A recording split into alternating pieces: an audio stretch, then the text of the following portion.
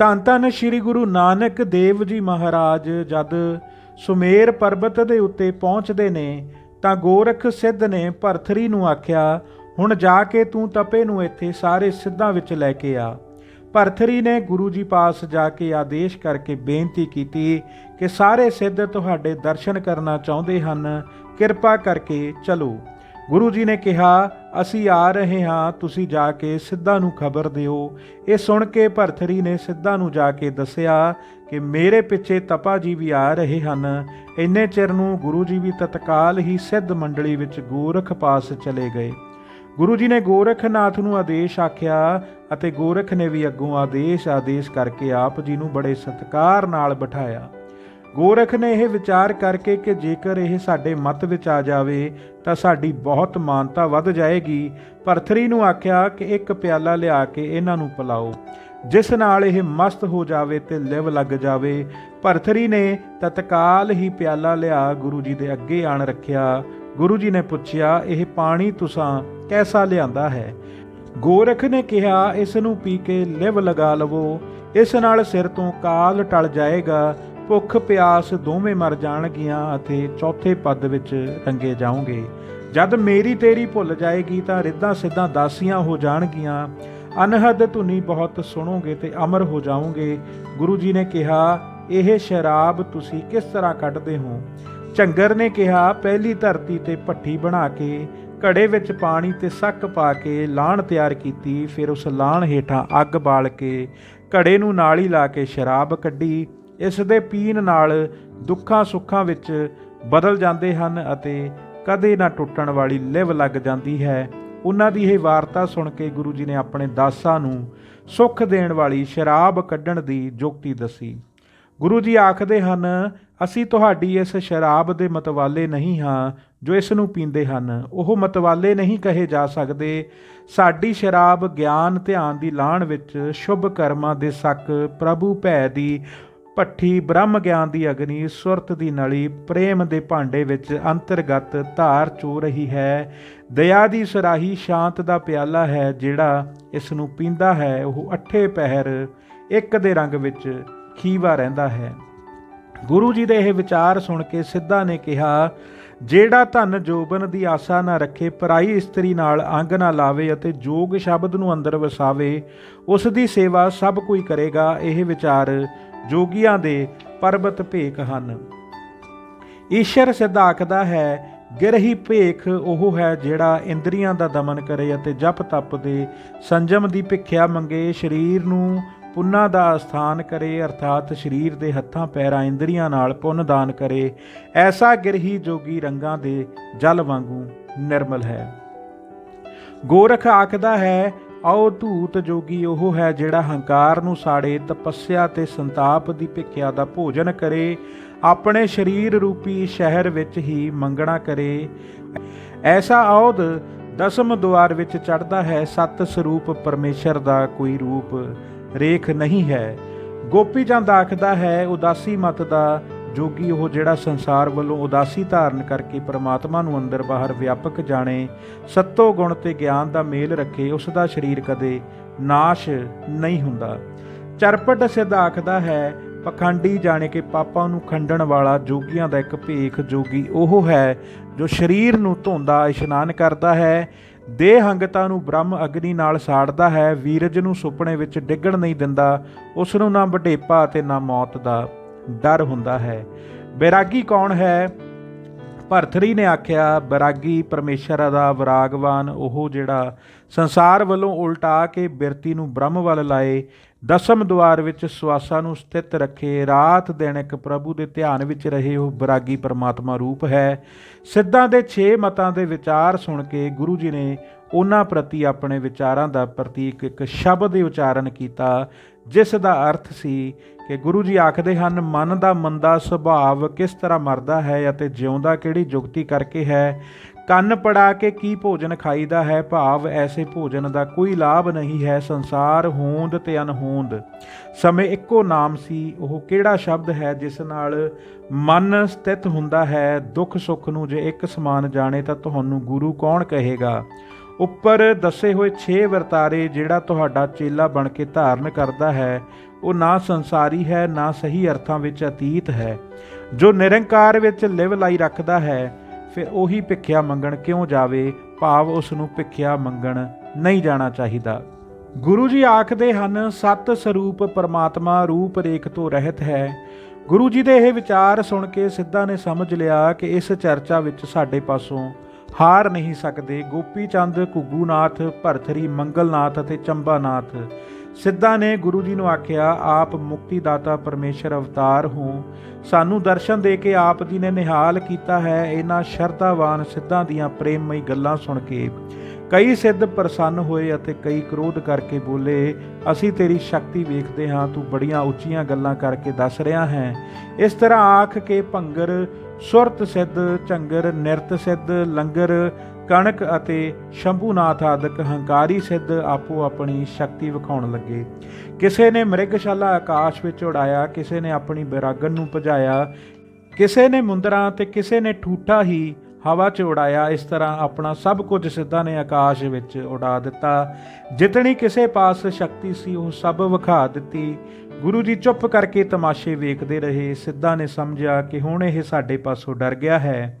ਗੁਰੂ ਜੀ ਦੇ ਪਾਸ ਆ ਕੇ ਕਹਿਣ ਲੱਗੇ, ਤੁਸਾਂ ਗੱਲਾਂ ਬਾਤਾਂ ਕਰਨੀਆਂ ਤਾਂ ਉਰਿਓਂ ਪਰਿਓਂ ਸਿੱਖ ਲਈਆਂ ਹਨ ਅਤੇ ਆਪ ਨੂੰ ਤਪਾ ਕਹਾ ਕੇ ਹੰਕਾਰੀ ਹੋ ਗਏ ਹੋ। ਸਾਡੀ ਗੱਲ ਜੇ ਨਹੀਂ ਮੰਨੀ ਤਾਂ ਅਸੀਂ ਕਰਾਮਾਤਾਂ ਵਿਖਾ ਕੇ ਚੁੱਪ ਕਰਾ ਦਿੱਤਾ ਹੈ। ਅਜੇ ਵੀ ਹੱਟ ਛੱਡ ਕੇ ਕੰਨਾਂ ਵਿੱਚ ਮੁੰਦਰਾਂ ਪਾ ਕੇ ਸਰੀਰ ਤੇ ਸੁਆਹ ਲਾ ਕੇ ਗੋਰਖ ਦੇ ਚੇਲੇ ਬਣ ਜਾਓ, ਨਹੀਂ ਤਾਂ ਫਿਰ ਸ਼ਕਤੀ ਵਿਖਾਓ। ਦੋਹਾਂ ਵਿੱਚੋਂ ਇੱਕ ਗੱਲ ਕਰਨੀ ਪਵੇਗੀ। ਸਿੱਧਾਂ ਦੀਆਂ ਭਾਂਤ ਭਾਂਤ ਦੀਆਂ ਗੱਲਾਂ ਸੁਣ ਕੇ ਗੁਰੂ ਜੀ ਹੱਸ ਕੇ ਬੋਲੇ, ਹੇ ਸਾਡੀ ਖੜਾਵਾਂ, ਤੂੰ ਆਕਾਸ਼ ਵਿੱਚ ਜਾ ਕੇ ਸਿੱਧਾਂ ਦੀਆਂ ਸਭ ਚੀਜ਼ਾਂ ਨੂੰ ਆਪਣੇ ਬਲ ਨਾਲ ਹੇਠਾਂ ਲਿਆ। ਗੁਰੂ ਜੀ ਦਾ ਇਹ ਵਾਕ ਸੁਣ ਕੇ ਖੜਾਵ ਉੱਡ ਕੇ ਆਕਾਸ਼ ਵਿੱਚ ਚਲੀ ਗਈ ਅਤੇ ਸਭ ਚੀਜ਼ਾਂ ਨੂੰ ਠੱਪ ਠੱਪ ਹੇਠਾਂ ਸੁੱਟ ਦਿੱਤਾ। ਜਿਸ ਦੀ ਕੋਈ ਚੀਜ਼ ਸੀ ਉਸ ਦੇ ਅੱਗੇ ਹੀ ਜਾ ਡਿੱਗੀ। ਸਿੱਧ ਅੱਖਾਂ ਨੀਵੀਆਂ ਕਰਕੇ ਸ਼ਰਮਿੰਦੇ ਹੋ ਕੇ ਚੁੱਪ ਕਰ ਗਏ, ਪਰ ਮੰਗਲਨਾਥ ਤੇ ਗੋਪੀ ਚੰਦ ਆਦਿਕ ਸ਼ਰਧਾਲੂ ਸਿੱਧ ਇਹਨਾਂ ਦੀ ਇਹ ਦਸ਼ਾ ਹੁੰਦੀ ਵੇਖ ਕੇ ਖੁਸ਼ ਹੁੰਦੇ ਅਤੇ ਕਹਿੰਦੇ ਕਿ ਇਹ ਮੂਰਖ ਸਿੱਧ ਜਿਸ ਗੱਲ ਦੇ ਯੋਗ ਸਨ ਸੋਈ ਇਹਨਾਂ ਨਾਲ ਹੋਈ ਹੈ। ਮੰਗਲਨਾਥ ਨੇ ਕਿਹਾ, ਗੋਰਖਨਾਥ ਜੀ, ਤੁਸਾਂ ਵੇਖ ਲਿਆ ਹੈ ਤਪਾ ਕੈਸਾ ਸ਼ਕਤੀਵਾਨ ਹੈ। ਜਿਸ ਨੇ ਵੀ ਉਹਨਾਂ ਨਾਲ ਝਗੜੇ ਵਾਲੀ ਗੱਲ ਕੀਤੀ ਹੈ ਉਹ ਸਾਰੇ ਸ਼ਰਮਿੰਦੇ ਹੋ ਬੈਠੇ ਹਨ। ਗੋਰਖ ਨੇ ਕਿਹਾ, ਤੂੰ ਸੱਚ ਕਹਿੰਦਾ ਸੀ ਕਿ ਤਪਾ ਪੂਰਨ ਪੁਰਖ ਹੈ, ਉਸ ਨੂੰ ਅਸੀਂ ਕਿਸੇ ਤਰ੍ਹਾਂ ਵੀ ਜਿੱਤ ਨਹੀਂ ਸਕਦੇ। ਫੇਰ ਖਿੰਤੜਨਾਥ ਨੇ ਪੁੱਛਿਆ, ਤਪਾ ਜੀ, ਤੁਸਾਂ ਕਿਸ ਯੋਗ ਸਾਧਨਾ ਨਾਲ ਇਹ ਸ਼ਕਤੀ ਪਾਈ ਹੈ। ਗੁਰੂ ਜੀ ਨੇ ਕਿਹਾ, ਅਸਾਂ ਭਗਤੀ ਯੋਗ ਕਰਕੇ ਨਾਮ ਵਿੱਚ ਲਿਵ ਲਾਈ ਹੈ। ਕਲਯੁਗ ਵਿੱਚ ਇਹ ਜੋਗ ਹੀ ਮੁਕਤੀ ਦਾਤਾ ਹੈ। ਫਿਰ ਊਰਮ ਅਤੇ ਧੁਰਮ ਦੋ ਸਿੱਧਾਂ ਨੇ ਪੁੱਛਿਆ, ਮਨ ਦਾ ਵਾਸਾ ਕਿੱਥੇ ਹੁੰਦਾ ਹੈ ਅਤੇ ਹਵਾ ਕਿਸ ਸਥਾਨ ਤੇ ਰਹਿੰਦੀ ਹੈ। ਰਾਜਾ ਕੌਣ ਹੈ ਅਤੇ ਵਜ਼ੀਰ ਕੌਣ ਹੈ। ਬੰਧਨ ਕਿਸ ਤਰ੍ਹਾਂ ਪੈਂਦੇ ਹਨ ਤੇ ਸਰੀਰ ਅਸਥਿਰ ਕਿਵੇਂ ਰਹਿੰਦਾ ਹੈ। ਗੁਰੂ ਕੌਣ ਹੈ, ਚੇਲਾ ਕੌਣ ਹੈ। ਸੁਖਦਾਇਕ ਸਥਾਨ ਕਿਹੜਾ ਹੈ। ਮਾਇਆ ਦਾ ਮੋਹ ਕਿਸ ਤਰ੍ਹਾਂ ਟੁੱਟਦਾ ਹੈ, ਇਸ ਦਾ ਉੱਤਰ ਦਿਓ। ਗੁਰੂ ਜੀ ਨੇ ਕਿਹਾ, ਮਨ ਦਾ ਵਾਸਾ ਹਿਰਦੇ ਵਿੱਚ ਹੈ, ਪੌਣ ਨਾਭੀ ਵਿੱਚ ਰਹਿੰਦੀ ਹੈ। ਮਨ ਰਾਜਾ ਹੈ, ਪ੍ਰਾਣ ਵਜ਼ੀਰ ਹੈ। ਵਿਸ਼ੇ ਵਿਕਾਰਾਂ ਵਿੱਚ ਲੱਗ ਕੇ ਜੀਵ ਬੰਧਨਾਂ ਵਿੱਚ ਪੈਂਦਾ ਹੈ। 10ਵੇਂ ਦੁਆਰ ਵਿੱਚ ਸਵਾਸ ਰਹਿਣ ਤਾਂ ਸਰੀਰ ਨਾਸ਼ ਨਹੀਂ ਹੁੰਦਾ। ਗੁਰੂ ਸ਼ਬਦ ਹੈ ਅਤੇ ਸੁਰਤ ਉਸ ਦਾ ਚੇਲਾ ਹੈ। ਤੁਰਿਆ ਪਦ ਸੁਖ ਸਥਾਨ ਹੈ। ਗਿਆਨ ਹੋਣ ਦੇ ਨਾਲ ਮਾਇਆ ਦਾ ਮੋਹ ਟੁੱਟ ਜਾਂਦਾ ਹੈ। ਹੇ ਸਿੱਧੋ, ਇਸ ਸਿੱਖਿਆ ਨੂੰ ਗ੍ਰਹਿਣ ਕਰੋ। ਫਿਰ ਇੱਕ ਝਗਰ ਨਾਮ ਦੇ ਸਿੱਧ ਨੇ ਪੁੱਛਿਆ, ਤੁਹਾਡਾ ਪਿਤਾ ਕੌਣ ਹੈ ਅਤੇ ਮਾਤਾ ਕੌਣ ਹੈ। ਤੁਸੀਂ ਜੋਗੀ ਹੋ ਜਾਂ ਭੋਗੀ ਹੋ, ਸੋਗ ਧਾਰਨ ਵਾਲੇ ਹੋ ਜਾਂ ਪ੍ਰਸੰਨ ਰਹਿਣ ਵਾਲੇ। ਕਿਸ ਦੇ ਪ੍ਰਕਾਸ਼ ਨਾਲ ਮਾਇਆ ਜੰਜਾਲ ਮਿਟਿਆ ਹੈ ਅਤੇ ਤੁਹਾਡੀ ਬੁੱਧੀ ਉੱਜਲ ਕਿਸ ਤਰ੍ਹਾਂ ਹੋਈ ਹੈ। ਗੁਰੂ ਜੀ ਨੇ ਉੱਤਰ ਦਿੱਤਾ, ਸਾਡਾ ਪਿਤਾ ਸੰਤੋਖ ਹੈ, ਖਿਮਾ ਸਾਡੀ ਮਾਤਾ ਹੈ। ਘਰ ਵਿੱਚ ਹੀ ਜੋਗੀ ਹਾਂ, ਨਾ ਸੋਗ ਕਰਦਾ ਹਾਂ ਨਾ ਖੁਸ਼ ਹੁੰਦਾ ਹਾਂ। ਪਾਣੀ ਵਿੱਚ ਕਮਲ ਵਾਂਗ ਨਿਰਲੇਪ ਰਹਿੰਦੇ ਹਾਂ। ਓਂਕਾਰ ਦੇ ਪ੍ਰਕਾਸ਼ ਨਾਲ ਜੰਜਾਲ ਮਿਟ ਗਏ ਹਨ ਅਤੇ ਗੁਰੂ ਜੀ ਨੂੰ ਮਿਲ ਕੇ ਉੱਜਲ ਬੁੱਧੀ ਪ੍ਰਾਪਤ ਹੋਈ ਹੈ। ਤੇਰੇ ਨਾਲ ਗੋਰਖ ਨੂੰ ਅਤੇ ਹੋਰ ਵੀ ਬਹੁਤ ਸਾਰੇ ਸਿੱਧਾਂ ਨੂੰ ਚੰਗੀ ਤਰ੍ਹਾਂ ਉਪਦੇਸ਼ ਦਿਆਂਗਾ। ਇਸ ਪ੍ਰਕਾਰ ਦੇ ਬਚਨ ਸੁਣ ਕੇ ਗੋਰਖ ਨੇ ਵਿਚਾਰਿਆ, ਇਸ ਨੂੰ ਮਾਇਆ ਨਾਲ ਭਰਮਾ ਕੇ ਕਾਬੂ ਕਰੀਏ, ਗਿਆਨ ਨਾਲ ਕਾਬੂ ਨਹੀਂ ਆਉਂਦਾ। ਸੋ ਗੋਰਖ ਨੇ ਇੱਕ ਖੱਪਰ ਦੇ ਕੇ ਗੁਰੂ ਜੀ ਨੂੰ ਆਖਿਆ, ਹੇ ਬਾਲੇ, ਉਸ ਤਾਲ ਵਿੱਚੋਂ ਇਹ ਖੱਪਰ ਪਾਣੀ ਦਾ ਭਰ ਲਿਆਓ। ਗੁਰੂ ਜੀ ਨੇ ਵੇਖਿਆ ਕਿ ਤਾਲ ਬਹੁਤ ਬੇਅੰਤ ਲਾਲਾਂ ਤੇ ਜਵਾਹਰਾਂ ਨਾਲ ਭਰਿਆ ਪਿਆ ਹੈ, ਪਾਣੀ ਦੀ ਇੱਕ ਬੂੰਦ ਨਹੀਂ ਹੈ। ਗੁਰੂ ਜੀ ਇਸ ਨੂੰ ਗੋਰਖ ਦਾ ਛਲ ਸਮਝ ਕੇ ਵਾਪਸ ਆ ਗਏ ਤੇ ਕਿਹਾ, ਤਾਲ ਵਿੱਚ ਪਾਣੀ ਨਹੀਂ ਹੈ, ਇਹ ਆਪਣਾ ਖੱਪਰ ਸੰਭਾਲ ਲਵੋ। ਆਪ ਜੀ ਗੋਰਖ ਦੇ ਪਾਸ ਬੈਠ ਗਏ। ਫਿਰ ਸਾਰੇ ਸਿੱਧ ਵੀ ਪਾਸ ਆਣ ਬੈਠੇ। ਕੁਝ ਚੁੱਪ ਉਪਰੰਤ ਗੋਰਖ ਨੇ ਗੁਰੂ ਜੀ ਨੂੰ ਕਿਹਾ, ਤੁਸੀਂ ਜੋਗ ਮਤ ਗ੍ਰਹਿਣ ਕਰ ਲਵੋ, ਮੇਰੀ ਗੱਲ ਮੰਨ ਲਵੋ, ਸਾਰੇ ਸਿੱਧਾਂ ਦੇ ਮੁਖੀ ਬਣ ਜਾਓਗੇ, ਮੁੰਦਰਾਂ ਪਾ ਲਵੋ, ਝੋਲੀ ਫੜ ਲਵੋ, ਸਰੀਰ ਨੂੰ ਸੁਆ ਮਲ ਲਵੋ, ਖਿੰਥਾ ਆਪਣੇ ਸਰੀਰ ਨੂੰ ਬਣਾ ਲਵੋ, ਸਿੱਧਾਂ ਦੀ ਸ਼੍ਰੇਣੀ ਵਿੱਚ ਆ ਜਾਵੋ ਤੇ ਭੋਜਨ ਸਾਡੇ ਭੰਡਾਰੇ ਵਿੱਚੋਂ ਛਕੋ, ਹੱਥ ਵਿੱਚ ਡੰਡਾ ਫੜ ਲਓ ਅਤੇ ਸਿੱਧ ਮਤ ਵਿੱਚ ਨਿਸ਼ਚਾ ਕਰ ਲਵੋ। ਇਸ ਤਰ੍ਹਾਂ ਰਿੱਧਾਂ ਸਿੱਧਾਂ ਨੂੰ ਪ੍ਰਾਪਤ ਕਰਕੇ ਸਾਰੇ ਸੰਸਾਰ ਨੂੰ ਜਿੱਤ ਲਵੋਗੇ। ਇੱਕ ਦੂਜੇ ਨੂੰ ਮਿਲ ਕੇ ਸੰਪਰਦਾਈ ਬੋਲਾ ਆਦੇਸ਼ ਆਖੋ, ਨਾਥ ਨਾਮ ਰਖਾ ਕੇ ਸਦਾ ਚਿਰੰਜੀਵੀ ਹੋ ਜਾਵੋ ਅਤੇ ਜੋਗੀਆਂ ਦੇ ਇਕੱਠ ਵਿੱਚ ਮਾਣ ਪ੍ਰਾਪਤ ਕਰੋ ਅਤੇ ਇੱਕ ਮਾਈ ਦੇ ਪੁੱਤਰ ਕਹਾਵੋ। ਜੋਗੀਆਂ ਦੇ ਚੋਲੇ ਵਡਿਆਏ ਜਾਂਦੇ ਹਨ, ਸਾਰੇ ਸਿੱਧ ਅਸਥਾਨਾਂ ਵਿੱਚ ਤੁਹਾਡੇ ਸੇਵਕ ਹੋਣਗੇ, ਸਭ ਵਿੱਚ ਪ੍ਰਧਾਨ ਹੋ ਕੇ ਬੈਠੋਗੇ ਅਤੇ ਸਾਰੇ ਲੋਕਾਂ ਵਿੱਚ ਆਸਣ ਕਰਕੇ ਭੰਡਾਰੇ ਵਰਤਾਓ, ਜਿੱਥੇ ਕਿਤੇ ਹੁਕਮ ਕਰੋਗੇ। ਗੋਰਖ ਦੀ ਇਹ ਗੱਲ ਸੁਣ ਕੇ ਗੁਰੂ ਜੀ ਨੇ ਕਿਹਾ, ਅਸਾਂ ਇਹ ਸਭ ਪਹਿਲਾਂ ਹੀ ਕੀਤਾ ਹੋਇਆ ਹੈ, ਹੁਣ ਸਾਨੂੰ ਕੋਈ ਨਵੀਂ ਕਾਰ ਕਰਨ ਦੀ ਲੋੜ ਨਹੀਂ ਹੈ। ਤੇ ਨਾਲ ਹੀ ਗੁਰੂ ਜੀ ਨੇ ਇੱਕ ਸ਼ਬਦ ਦਾ ਉਚਾਰਨ ਕੀਤਾ। ਜਦ ਗੋਰਖਨਾਥ ਨੇ ਉਸ ਸ਼ਬਦ ਰਾਹੀਂ ਬਿਆਨ ਕੀਤੇ ਬਚਨ ਸੁਣੇ ਤਾਂ ਪੁੱਛਣ ਲੱਗਾ ਕਿ ਤੁਸੀਂ ਕਿੱਥੇ ਕਿਸ ਤਰ੍ਹਾਂ ਆਏ ਹੋ, ਤੁਹਾਡਾ ਇੱਥੇ ਆਉਣ ਦਾ ਮਨੋਰਥ ਕੀ ਹੈ, ਮੈਨੂੰ ਦੱਸੋ, ਮੈਂ ਪੂਰਨ ਕਰਾਂ। ਗੁਰੂ ਜੀ ਨੇ ਕਿਹਾ, ਸਾਡੇ ਮਨੋਰਥ ਤਾਂ ਕਰਤਾਰ ਨੇ ਪੂਰੇ ਕੀਤੇ ਹੋਏ ਹਨ। ਜੇ ਤੁਸੀਂ ਉਪਦੇਸ਼ ਲੈਣਾ ਚਾਹੋ ਜਾਂ ਕੁਝ ਹੋਰ ਮਨ ਦੀ ਕਾਮਨਾ ਪੂਰੀ ਕਰਨੀ ਹੋਵੇ ਤਾਂ ਅਸੀਂ ਕਰਤਾਰ ਪਾਸੋਂ ਪੂਰਨ ਕਰ ਦਿਆਂਗੇ। ਗੁਰੂ ਜੀ ਦੇ ਇਹ ਬਚਨ ਸੁਣ ਕੇ ਗੋਰਖ ਚੁੱਪ ਹੋ ਗਿਆ, ਕੋਈ ਗੱਲ ਨਾ ਆਖੀ। ਮੰਗਲਨਾਥ ਮਖੌਲ ਨਾਲ ਬੋਲਿਆ, ਨਾਥ ਜੀ, ਨਾਨਕ ਜੀ ਨੂੰ ਤੁਸਾਂ ਸੋਹਣਾ ਉਪਦੇਸ਼ ਦਿੱਤਾ ਹੈ ਤੇ ਉਹਨਾਂ ਨੇ ਤੁਹਾਡੀ ਭੇਖ ਧਾਰਨ ਕਰ ਲਿਆ ਹੈ। ਗੋਰਖ ਨੇ ਕਿਹਾ, ਤੂੰ ਸੱਚ ਕਿਹਾ ਸੀ, ਜਿਸ ਤਰ੍ਹਾਂ ਤੂੰ ਕਿਹਾ ਸੀ ਉਸ ਤਰ੍ਹਾਂ ਹੀ ਇਹ ਪੂਰਨ ਪੁਰਖ ਗਿਆਨ ਵਿੱਚ ਇੱਕ ਰਸ ਅਡੋਲ ਹਨ। ਇੰਨੇ ਚਿਰ ਨੂੰ ਪ੍ਰਾਣਨਾਥ ਜੋਗੀ ਆ ਗਿਆ। ਉਸਨੇ ਕਿਹਾ, ਮਹਾਰਾਜ, ਭੋਜਨ ਬਸਤਰ ਜਿਸ ਚੀਜ਼ ਦੀ ਲੋੜ ਹੋਵੇ ਲੈ ਲਵੋ। ਇਸ ਭੋਜਨ ਦੇ ਛਕਣ ਨਾਲ ਤੁਹਾਨੂੰ ਫਿਰ ਕਦੇ ਭੁੱਖ ਨਹੀਂ ਲੱਗੇਗੀ ਤੇ ਬਸਤਰ ਦੇ ਪਹਿਨਣ ਨਾਲ ਕਦੇ ਨੰਗੇ ਨਹੀਂ ਹੋਵੋਗੇ। ਪ੍ਰਾਣਨਾਥ ਦੀ ਇਹ ਗੱਲ ਸੁਣ ਕੇ ਗੁਰੂ ਜੀ ਨੇ ਕਿਹਾ, ਅਸਾਂ ਸੰਤੋਖ ਦਾ ਸ੍ਰੇਸ਼ਟ ਭੋਜਨ ਕੀਤਾ ਹੈ ਅਤੇ ਕੱਪੜੇ ਪ੍ਰੇਮਾ ਭਗਤੀ ਦੇ ਪਹਿਨੇ ਹੋਏ ਹਨ ਜੋ ਕਦੇ ਪੁਰਾਣੇ ਨਹੀਂ ਹੁੰਦੇ। ਇਹ ਸੁਣ ਕੇ ਪ੍ਰਾਣਨਾਥ ਗੁਰੂ ਜੀ ਦੇ ਪੈਰੀ ਪੈਣ ਲੱਗਾ ਸੀ ਕਿ ਉਸ ਦਾ ਪ੍ਰੇਮ ਵੇਖ ਕੇ ਗੁਰੂ ਜੀ ਨੇ ਉਸ ਦਾ ਸਿਰ ਹੱਥਾਂ ਵਿੱਚ ਲੈ ਕੇ ਜੱਫੀ ਭਰ ਲਈ ਅਤੇ ਆਪਸ ਵਿੱਚ ਬੜੀ ਖੁਸ਼ੀ ਨਾਲ ਮਿਲ ਕੇ ਪ੍ਰਸੰਨ ਹੋਏ। ਪ੍ਰਾਣਨਾਥ ਨੇ ਕਿਹਾ, ਅੱਜ ਮੈਨੂੰ ਪਰਮਾਤਮਾ ਦੇ ਦਰਸ਼ਨ ਹੋਏ ਹਨ ਤੇ ਜੋਗ ਦਾ ਫਲ ਪ੍ਰਾਪਤ ਹੋਇਆ ਹੈ। ਜਦ ਪ੍ਰਾਣਨਾਥ ਇਸ ਤਰ੍ਹਾਂ ਮਹਿਮਾ ਕਰਕੇ ਚਲਿਆ ਗਿਆ ਤਾਂ ਪਿੱਛੋਂ ਮਰਦਾਨੇ ਨੇ ਪੁੱਛਿਆ, ਮਹਾਰਾਜ, ਇਹ ਜੋਗੀ ਤਾਂ ਤੁਹਾਨੂੰ ਇਉਂ ਮਿਲਿਆ ਹੈ ਜਿਵੇਂ ਕੋਈ ਚਿਰਾਂ ਦਾ ਵਿਛੜਿਆ ਹੋਇਆ ਮਿੱਤਰ ਮਿਲਦਾ ਹੈ। ਗੁਰੂ ਜੀ ਨੇ ਕਿਹਾ, ਮਰਦਾਨਾ, ਜਿਸ ਪਰ ਕਰਤਾਰ ਦੀ ਕਿਰਪਾ ਹੋਵੇ ਨਾ, ਉਸ ਵਿੱਚ ਹੀ ਐਸੇ ਸ੍ਰੇਸ਼ਟ ਗੁਣ ਹੁੰਦੇ ਹਨ। ਇਹ ਸਾਰੇ ਨਾਥਾਂ ਵਿੱਚੋਂ ਸ੍ਰੇਸ਼ਟ ਹੈ, ਇਸ ਸਮਾਨ ਹੋਰ ਕਿਸੇ ਦੀ ਵਾਰਤਾ ਨਹੀਂ ਹੈ। ਮਰਦਾਨੇ ਨੇ ਪੁੱਛਿਆ, ਮੈਨੂੰ ਸਾਰੇ ਨਾਥਾਂ ਦੇ ਨਾਮ ਸੁਣਾਓ, ਜਿਤਨੇ ਜਤੀ ਹਨ ਉਹਨਾਂ ਦੇ ਨਾਮ ਵੀ ਦੱਸੋ। ਸਿੱਧਾਂ ਦੇ ਕਿਤਨੇ ਭੇਖ ਹਨ? ਗੁਰੂ ਜੀ ਨੇ ਕਿਹਾ, ਜਿਤਨੇ ਸਿੱਧ ਹਨ ਉਹ ਸਾਰੇ ਹੀ ਨਾਥ ਅਖਵਾਉਂਦੇ ਹਨ। ਉਹਨਾਂ ਦੇ ਨਾਮ ਇਹ ਹਨ, ਪ੍ਰਾਣਨਾਥ, ਗੋਪੀ ਚੰਦ, ਸੁਰਤਨਾਥ, ਗੋਰਖਨਾਥ, ਮਛੰਦਰਨਾਥ, ਮੰਗਲਨਾਥ, ਚਰਪਟਨਾਥ, ਚੰਬਾਨਾਥ ਅਤੇ ਘੁੱਗੂਨਾਥ। ਹੁਣ ਜਤੀਆਂ ਦੇ ਨਾਮ ਸੁਣੋ, ਲਛਮਣ, ਗੋਰਖ, ਹਨੂਮਾਨ, ਭੀਸ਼ਮ, ਭੈਰੋ, ਦੱਤਾਤਰੇय। ਇਸ ਦੇ ਮਗਰੋਂ ਸ੍ਰੀ ਗੁਰੂ ਨਾਨਕ ਦੇਵ ਜੀ ਨੇ 84 ਸਿੱਧਾਂ ਦੇ ਵੀ ਨਾਮ ਮਰਦਾਨੇ ਨੂੰ ਦੱਸੇ। ਮਰਦਾਨੇ ਨੇ ਕਿਹਾ, ਜੀ ਇਹ ਤਾਂ ਮੈਂ ਸਭ ਸੁਣ ਲਏ ਹਨ, ਮੇਰਾ ਇੱਕ ਹੋਰ ਸੰਸਾ ਦੂਰ ਕਰਕੇ ਫਿਰ ਅੱਗੇ ਚੱਲਣਾ। ਸੰਸਾ ਇਹ ਹੈ ਕਿ ਐਸੇ ਬੇਅੰਤ ਲੋਕ ਹਨ ਜਿਨ੍ਹਾਂ ਨੇ ਇਸਤਰੀ ਨਾਲ ਭੋਗ ਨਹੀਂ ਕੀਤਾ, ਪਰ ਤੁਸਾਂ ਕੇਵਲ 6 ਜਤੀ ਹੀ ਦੱਸੇ ਹਨ।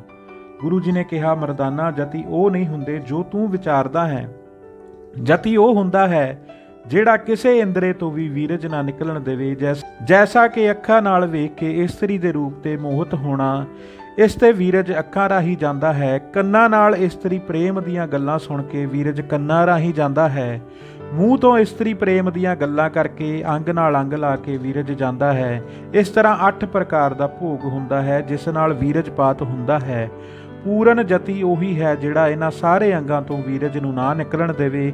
ਸੋ ਇਹ 6 ਜਤੀ ਹੀ ਐਸੇ ਹਨ। ਫਿਰ ਮਰਦਾਨੇ ਨੇ ਕਿਹਾ, ਅੱਛਾ ਗੁਰੂ ਜੀ, ਹੁਣ ਜੇ ਤੁਹਾਨੂੰ ਪ੍ਰਵਾਨ ਹੋਵੇ ਤਾਂ ਅੱਗੇ ਚੱਲੀਏ, ਮੈਂ ਕੁਝ ਹੋਰ ਉੱਚੇ ਸਥਾਨ ਵੀ ਵੇਖਣੇ ਚਾਹੁੰਦਾ ਹਾਂ। ਗੁਰੂ ਜੀ ਨੇ ਕਿਹਾ, ਚਲੋ, ਕੋਈ ਦੇਰੀ ਨਹੀਂ ਹੈ। ਜਦ ਗੁਰੂ ਜੀ ਨੇ ਅੱਗੇ ਜਾਣ ਦੀ ਤਿਆਰੀ ਕੀਤੀ ਤਾਂ ਮੰਗਲਨਾਥ ਤੇ ਗੋਪੀ ਚੰਦ ਆਦਿਕ ਸਿੱਧਾਂ ਨੇ ਬੜੇ ਪ੍ਰੇਮ ਨਾਲ ਬੇਨਤੀ ਕੀਤੀ ਕਿ ਤੁਸੀਂ ਇੱਥੇ ਹੀ ਦਰਸ਼ਨ ਦਿਓ, ਅੱਗੇ ਨਾ ਜਾਓ। ਗੁਰੂ ਜੀ ਨੇ ਕਿਹਾ, ਆਸਣ ਤੇ ਬੈਠਣਾ ਸਾਡਾ ਛੁੱਟ ਗਿਆ ਹੋਇਆ ਹੈ, ਸਾਡੀ ਨਜ਼ਰ ਨਿਰੰਕਾਰ ਤੇ ਲੱਗੀ ਹੋਈ ਹੈ। ਹੋਰ ਕਿਸੇ ਥਾਂ ਤੇ ਨਹੀਂ ਠਹਿਰਦੀ, ਉਸ ਨੂੰ ਵੇਖੇ ਬਿਨਾ ਸ਼ਾਂਤ ਨਹੀਂ ਆਉਂਦੀ। ਸੋ ਹੁਣ ਅਸਾਂ ਜ਼ਰੂਰ ਜਾਣਾ ਹੈ, ਫਿਰ ਕੁਝ ਸਮੇਂ ਉਪਰੰਤ ਮਿਲਾਪ ਹੋਵੇਗਾ। ਸਿੱਧਾ ਨੇ ਕਿਹਾ, ਸਭ ਅਸਥਾਨ ਤੁਹਾਡੇ ਹੀ ਹਨ, ਜਿੱਧਰ ਇੱਛਾ ਹੈ ਉਧਰ ਹੀ ਚਰਨ ਪਾਓ। ਉਪਰੰਤ ਪਰਸਪਰ ਪ੍ਰੇਮ ਨਾਲ ਆਦੇਸ਼ ਬੁਲਾ ਕੇ ਗੁਰੂ ਜੀ ਅੱਗੇ ਨੂੰ ਚੱਲ ਪਏ। ਸੋ ਅੱਜ ਦੀ ਇਹ ਸਾਖੀ ਸਿੱਧਾ ਨਾਲ ਜੋ ਵਾਰਤਾਲਾਪ ਤੇ ਸਿੱਧਾ ਨਾਲ ਜੋ ਵੀ ਸ੍ਰੀ ਗੁਰੂ ਨਾਨਕ ਦੇਵ ਮਹਾਰਾਜ ਨੇ ਰਾਬਤਾ ਕੀਤਾ ਤੇ ਜੋ ਉਹਨਾਂ ਨੂੰ ਉਪਦੇਸ਼ ਦਿੱਤੇ, ਉਹ ਸਾਖੀ ਇੱਥੇ ਹੀ ਖਤਮ ਕਰਦੇ ਹਾਂ। ਵਾਹਿਗੁਰੂ ਜੀ ਕਾ ਖਾਲਸਾ, ਵਾਹਿਗੁਰੂ ਜੀ ਕੀ ਫਤਿਹ। ਧੰਨ ਧੰਨ ਸ੍ਰੀ ਗੁਰੂ ਨਾਨਕ ਦੇਵ ਜੀ ਮਹਾਰਾਜ।